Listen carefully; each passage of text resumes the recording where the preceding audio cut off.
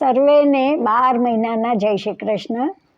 આજે પવિત્ર એકાદશી છે અને એ નિમિત્તે મારી પાસે એક લખાણ મને મારા નિરૂપમાબેન ધાર્યા, જે અમારા સત્સંગ મંડળના ફાઉન્ડર છે, એમણે આપેલું છે.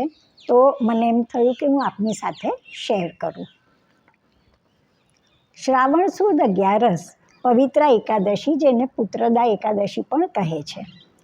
આજે મધ્યરાત્રિએ ગોવિંદ ઘાટ પર શ્રી વલ્લભની સન્મુખ સાક્ષાત શ્રી ગોવર્ધનનાથજીએ પધારી નિવેદન મંત્ર આપ્યો અને પુષ્ટિજીવોને આ મંત્રની દીક્ષા આપવાની આજ્ઞા કરી.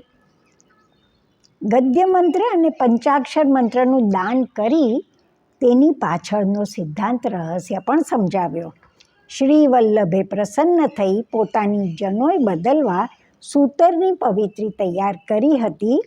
તે પુષ્પમાળાના ભાવથી શ્રી ઠાકોરજીને ધરાવી અને મિશ્રી આરોગાવી, મધુરાષ્ટક પણ ગાયું. આજથી પૂનમ સુધી રોજ શૃંગાર ભોગમાં મિશ્રીની કટોરી ધરાય છે.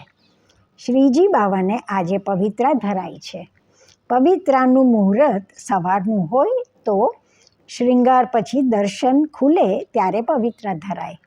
360 તારનું સૂતરનું પવિત્રું, સાદું રેશમી પવિત્રું, ફોંદણાવાળું રેશમી પવિત્રું, રૂપેરી અને સોનેરી તારના વગેરે પ્રકારના પવિત્રા ધરાય છે. રક્ષા અને પવિત્રાનું અધિવાસન સવારે થાય છે. પવિત્રા ધર્યા પછી શ્રી ઠાકોરજીને યથાશક્તિ ભેટ અવશ્ય કરાય છે. ત્યારબાદ ગોપી વલ્લભ ભોગ સાથે ઉત્સવ ભોગ આવે છે.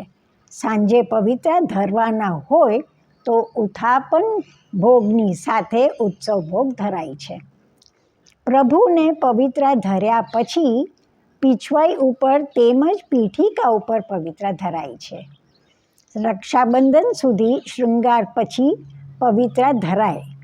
કોઈ કારણસર આ 5 દિવસ દરમિયાન પવિત્રા ન ધરી શકાય તો જન્માષ્ટમી સુધી, અને તે પણ ન બને તો પ્રબોધિની સુધીમાં ધરાવવા.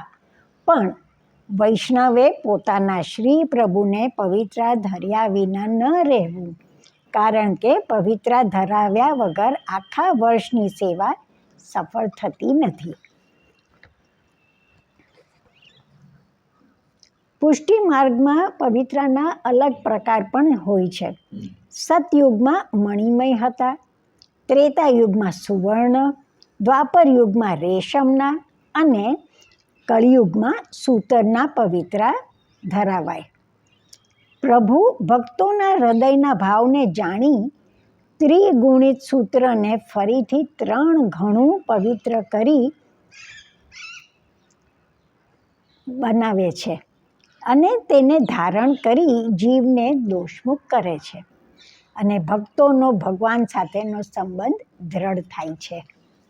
પવિત્રા ધર્યા પછી આજે જન્માષ્ટમીની નોબત વધાઈ બેસે છે, કારણ કે શ્રી મહાપ્રભુજીએ દૈવી જીવોના ઉદ્ધાર માટે આજે ડંકો વગાડી ઘોષણા કરી હતી.